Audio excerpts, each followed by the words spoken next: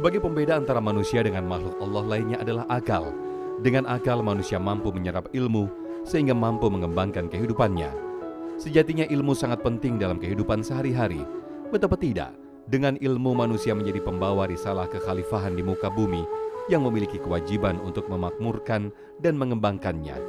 Bahkan Al-Quran pun memberi isyarat-isyarat bahwa yang berhak memimpin umat adalah orang yang memiliki ilmu. Subhanallah, seyogyanya orang yang berilmu lebih banyak melihat sesuatu dari sisi positif dalam pandangannya. Tidak ada satupun peristiwa di dunia ini yang sia-sia. Semuanya pasti ada manfaatnya. Hal ini tentu berbeda dengan cara pandang orang yang tidak berilmu. Tidak sedikit melihat sesuatu dari sisi negatif. Setiap peristiwa yang terkadang disikapinya dengan keluh kesah, caci maki dan putus asa. Bukan hanya saat memandang kehidupan saja keutamaan orang berilmu, ia juga dipandang baik oleh Allah, manusia maupun makhluk lainnya. Lalu kini muncul pertanyaan, bagaimana dengan orang yang berilmu namun ia tidak bisa menggunakan ilmunya dengan baik, bahkan sombong dengan keilmuan yang dimilikinya? Adakah ini berkaitan dengan keikhlasan dalam menuntut ilmu? Bukankah dalam menuntut ilmu harus didasari ikhlas karena Allah Subhanahu wa Ta'ala? Mari sama-sama kita simak ulasannya dalam tausiah subuh kali ini. Selamat menyaksikan.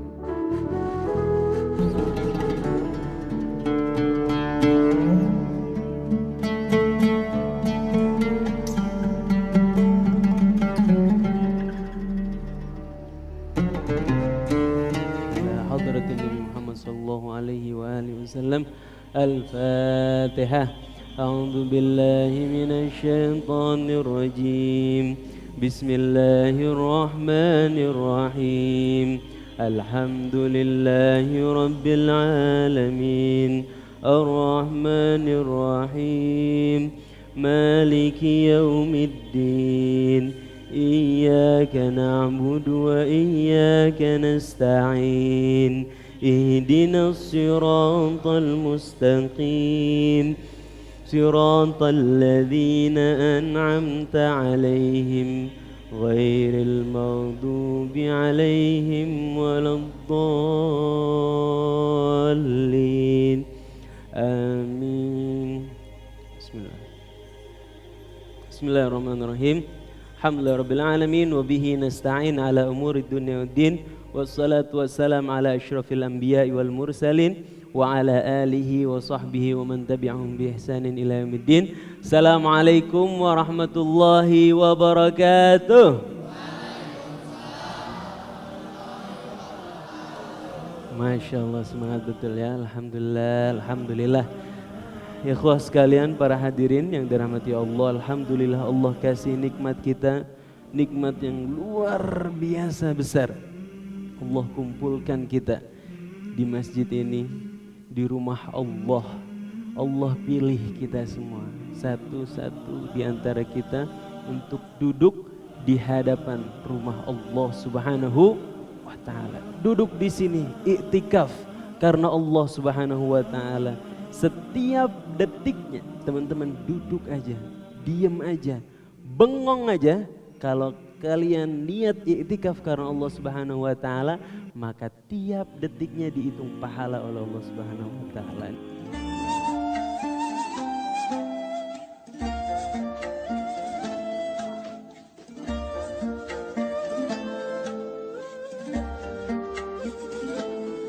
Nikmat apa bukan?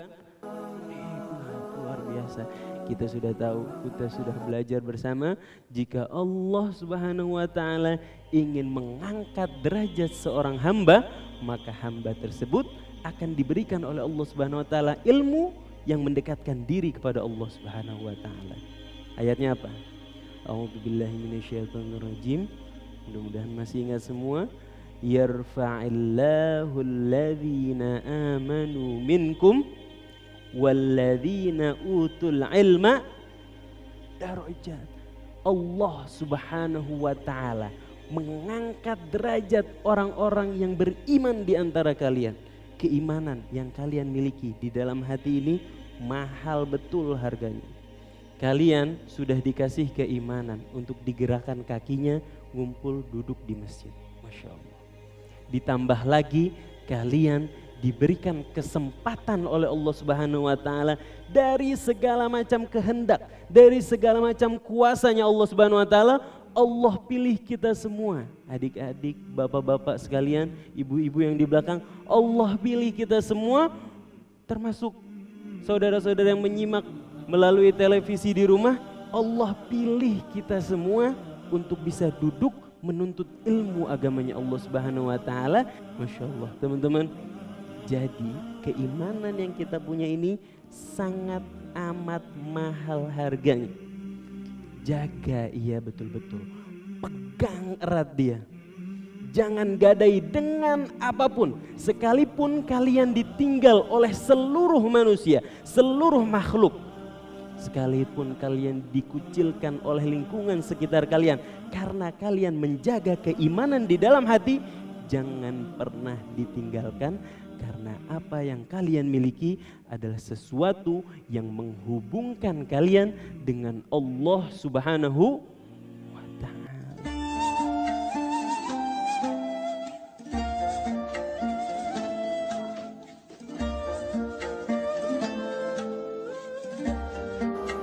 Lantas kenapa orang-orang yang belajar diangkat lagi derajatnya di sisi Allah Subhanahu wa taala?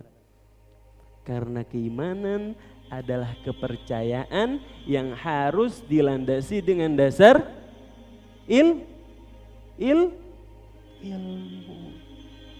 Sehingga makin seseorang itu belajar, makin kuat keimanannya. Apapun, you name it, pelajaran apapun yang kalian pelajari, fisika, biologi, kimia, apapun. Semakin kalian belajar lingkungan sekitar kalian, semakin kalian mempelajari diri kalian, semakin kalian mengenal kebesaran Allah Subhanahu wa taala.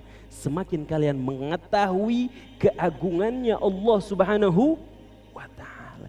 Sehingga apapun ilmu yang kita semua pelajari, pasti jika memang kita belajarnya didasari dengan dasar iman, pasti akan mengantarkan kita kepada kebesarannya Allah Subhanahu wa taala dan akan memperkokoh keimanan kita.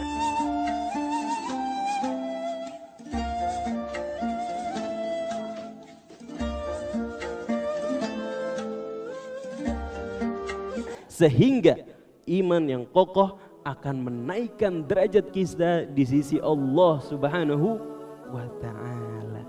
Para hadirin yang dirahmati Allah Subhanahu wa ta'ala, saya ingin memulai kajian kita dengan sebuah kisah yang saya yakin ketika kita mendengar kisah yang dikutip dari sebuah hadis ini, saya yakin kita semua akan iri tapi juga sekaligus bahagia karena mendengar pesan yang ada di dalamnya. Adalah sahabat Abdullah bin Abbas radhiyallahu anhu. Siapa? Abdullah bin Abbas radhiyallahu anhu. Bismillah. Kenapa radhiyallahu anhu? Karena dua-duanya merupakan sahabat baginda Nabi Muhammad sallallahu alaihi wa alihi wasallam. Sayyidina Abdullah maupun Sayyidina Abbas. Sayyidina Abbas siapa? Pamannya baginda Nabi Muhammad sallallahu alaihi wasallam. Adalah Sayyidina Abdullah bin Abbas. Ketika masih muda, barangkali semuda kalian, pada suatu hari diboncengin sama baginda Nabi Muhammad sallallahu alaihi wasallam, berjalan bersama baginda Nabi Muhammad sallallahu alaihi wasallam. Kata beliau, kuntu khalfan Nabi sallallahu alaihi wasallam. Pada saat itu aku berada di belakang baginda Nabi Muhammad sallallahu alaihi wasallam. Berjalan Sayyidina Abdullah bin Abbas bersama baginda Nabi. Kemudian baginda Nabi memberikan nasihat. Barangkali kita nggak bisa atau nggak dapat kesempatan untuk diboncengin bersama Nabi, tapi kita bisa ambil nasihat yang baginda Nabi berikan ke Sayyidina Abdullah bin Abbas radhiyallahu anhu. Nasihatnya adalah pada saat itu baginda Nabi Muhammad SAW memberikan nasihat, ya ghulam, wahai pemuda, kata baginda Nabi, ihfadillaha yahfazka. Boleh dicatat ya, ihfadillaha yahfadka. Ihfadillaha tajidhu tujahaka. Idza sa'alta fas'alillah wa idza ista'anta fasta'in billah. Wa'lam annal ummata law ijtama'at ala an yanfa'uka bi syai'in lan yanfa'uka illa bi syai'in qad kataballahu lak. Walau ijtama'at ala an yadurruka bi syai'in lan yadurruka illa bi syai'in qad kataballahu alaik. Rufi'atil aqlam wa jaffatis suhuf. Para hadirin yang dirahmati Allah Subhanahu wa taala, dengarkan baik-baik nasihatnya baginda Nabi Muhammad SAW kepada pemuda Sayyidina Abdullah bin Abbas. Kenapa Sayyidina Abdullah bin Abbas begitu disayang sama baginda Nabi Muhammad SAW?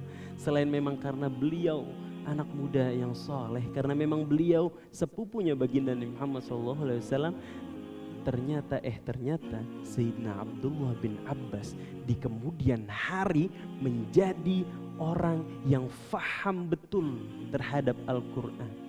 Baginda Nabi Muhammad SAW sendiri yang mendoakan Sayyidina Abdullah bin Abbas. Baginda Nabi Muhammad SAW mendoakan Sayyidina Abdullah bin Abbas, ya Allah berilah dia pemahaman atas agama dan ajarkanlah dia takwil ya Allah. Ajarkanlah dia penjelasan dari Allah Subhanahu wa taala. Sayyidina Abdullah bin Abbas langsung dapat doanya baginda Muhammad sallallahu alaihi wasallam. Sayyidina Abdullah bin Abbas menjadi penerus dakwah Nabi, pemegang ilmu tafsir pada saat itu. Masya Allah. Beliau memiliki pemahaman tafsir yang sangat amat luas. Oleh karena itu gak heran kalau Sayyidina Abdullah bin Abbas dapat kesempatan berjalan diboncengin sama Nabi Muhammad SAW. Kalian mumpung masih muda dan mumpung masih belajar di sini, buat bapak-bapak, buat ibu-ibu juga masih ada kesempatan. Kalau kita mau berkumpul bersama baginda Nabi Muhammad SAW nanti, dekatkanlah diri kita dengan Al-Quran. Karena itu tali yang baginda Nabi Muhammad SAW bentangkan, ajaran yang baginda Nabi Muhammad SAW ulurkan dari zaman beliau sampai zaman kita pada saat ini. Jadi kalau kita mau mengikuti, berkumpul, dimasukkan golongannya baginda Nabi Muhammad SAW, pegang erat Al-Quran, jangan sampai lepas.